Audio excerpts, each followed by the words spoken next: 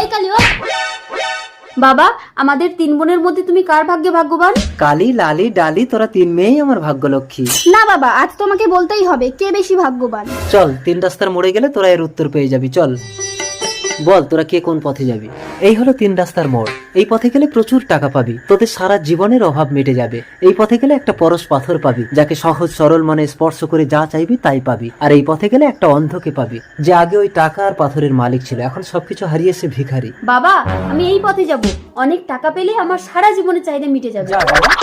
বাবা, আমি এই পথে যাব, পরশ পাথর পেলে আমি যা চাইবো তাই পাবো। যা লালি। বাবা, আমি এই পথে গিয়ে অন্ধ ভিখারির সাহারা হতে চাই। যা কালি।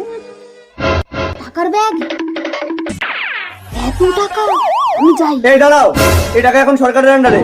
এই টাকা চুরি করার অপরাধে আমি তোমাকে অ্যারেস্ট করলাম। পরশ পাথর ছুঁয়ে পরীক্ষা করে দেখি, আমি যা চাইবো তা পাই।